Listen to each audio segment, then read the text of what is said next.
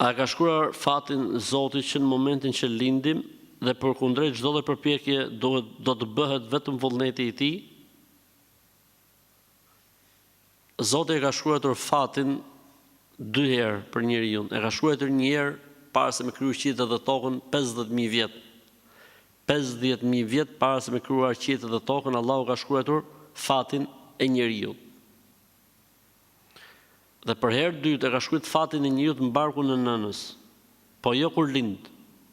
Kur është në muajin e 4, sa mbush foshnja në barkun e nënës, 4 muaj, vjen një melek special që i fryn shpirtin dhe i shkruan jetën, vdekjen, si do të jetoj, ku do të jetoj, çfarë do të bëj, edhe kur do të vdesi dhe çfarë do t'i ndodhi atij pas vdekjes. Të gjitha këto shkruhen në barkun e nënës.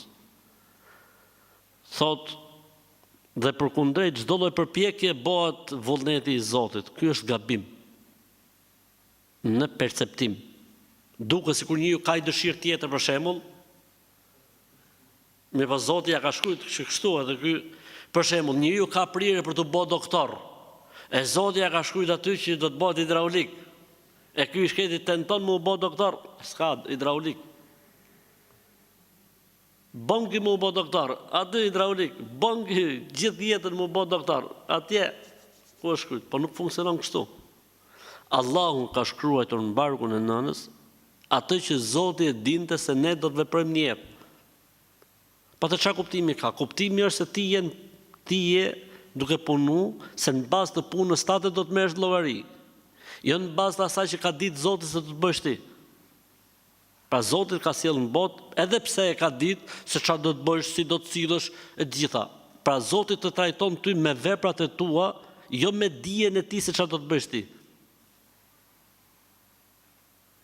Kështu që njeriu mund të jetë një moment më i miri dhe mund të shndrohet më i keqi. Argumenti më i fortë për këtë kush është? Ai personi që tha Zoti në Kur'an, shembulli i tij është si shembulli i qenit. Ç'është historia e këtij njeriu?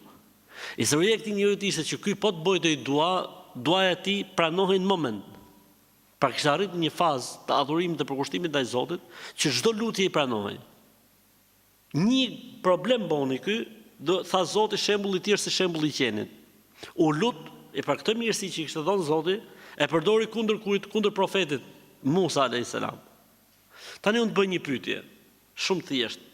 A nuk e dinte Allahu që ky në filan mosh do të bëj këtë aktin, edhe do të shndrohet si një e dinte? Po Allahu nuk e trajtoi se çfarë do të bënte ky mas 50 vjeç. Allahu e trajtonte për çfarë ishte ai deri në atë moment. Ky në atë moment ishte perfekt. Ky deri në atë moment ishte korrekt. Dhe Allahu e trajtoi këtë njerëz siç ishte ai. Mojmë një shembull tjetër, Ebu Sufjani. A nuk e dinte Allahu që Ebu Sufjani në moshën 50 e sa vjeçare do të bëhej musliman dhe një nga ndjekësit më të mëdhenj të pejgamberit alayhissalatu wassalam? E dinte Zoti apo? Po ky është ai që ngriti luftën e parë, luftën e dytë, luftën e tretë, luftën e katërt, gjitha, le të themi, planet për të vrarë pejgamberin e sam, gjitha i ka kurdis Ebu Sufjani kur ishte në kohën e xhahiliyetit, përveç Bedrit që ndoshta dhe nuk ishte krejt e kurdisur prej tij.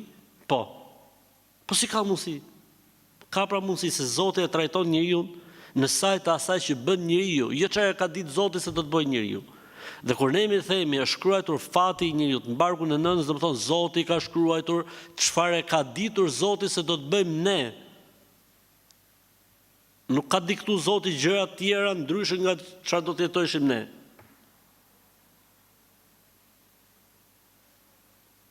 Kështu që s'do të prisë Zoti tani se çfarë do të bëjmë ne që ta shkruajmë me lajket. Zoti e di. Për këtë arsye tha pejgamberi sa kur u pyet, tha pejgamberi i Zotit, po si është kjo punë? Çfarë përgjigje tha pejgamberi sa? Tha, i'malu fa kullun muyassarun lima khuliqa la. Punoni, pra punoni, veproni me vullnetin tuaj, me dëshirën tuaj, me zgjedhjen tuaj, se gjithë secilit do t'i lehtësohen veprat e vendit të tij. Xhenetliu do të sillet në këtë botë si xhenetli. Xhehenemliu do sillet si xhehenemli. Gjithse cilit i lehtësohen në këtë botë veprat për vendin në cilin ai është krijuar. E ke pati besimtari kur bën një gabim, i rrimeni aty, i hiki namaz pa fal, apo si i botës, unë se kisha menjen, se ngjova zilen, ku di, i rrimeni aty, pse si i ke i sabah pa fal për shembull, ose i ka dalë një namaz nga koha. Ka pi herë alkol gabimisht, ka kujtu sa është ujë, ka pi alkol ose raki gabimisht. I rrimenja o Zoti i Madh, 200 herë të ta bëhat pyetje. Po ky është argument se s'është krijuar ky një për xhenem. Kurse ky tjetri, për shembull, po ta shohësh çfarë thotë më vëlla, po edhe shkenca e thotë se të bën mirë për zemrën vëlla. Po ky jo vetëm që s'ka problem me pi, po ta jep edhe argumentin shkencor që të bën mirë për zemrën ose për mëlçin. Çfarë thotë vëlla, si më për ditë çostin pikë mjesit vëlla falesh në 4? Ua, po s'ka mundësi vëlla. Ja, vëlla, unë flej në 4 dhe çohem në 10 për shembull. Kurse ai besimtari i herë ka dalë namazin nga koha e vet, i rri me një gjithë jetën aty. Jam pendua, ma pranon Zoti si i bëhet, ka dalë sabahun. Ky është argumenti vëlla se ky s'është krijuar për xhenem inshallah. Kurse ky tjetër si thotë vëlla, ftohtë i madh. I lani kompjun ftohtë ndihmë vëlla, ua, po si ka mundësi vëlla. Ua, çfarë sakrificë. Si rini vëlla 15 orë pa hungur, 18 orë pa hungur. Ua. Po pse duhet më dhon lekët e tuaja të varfërve vëlla? 2.5% me zonë konfitua ato lekë, ku dëgjon. Pa edhe taksat i paguajmë shtetë, ku dëgjon. S'është krijuar më ky, nuk është krijuar për këtu më tan. Është krijuar për këtej. Pa mund të zot ky, mund të zot, nëse dim. Për këtë arsye ne duhet bëjmë sebebe, duhet bëjmë shkaqe, duhet të flasim, duhet të shëllojmë se ndoshta bëhemi sebeb i orientimit të njerëzve. Kështu që e ke keq kuptuar muhabetin. Shkrimi i fatit do të thotë Zoti ka shkruar për njeriu në barkun e nënës atë që Zoti e ka ditur se njeriu do ta bëjë derisa të vdesë. Kështu që ne po ecim si mas kujt fati. Ne po ecim atë tonën faktikisht. Kështu na ka fajin Zoti. Për asgjë. Elhamdulillah.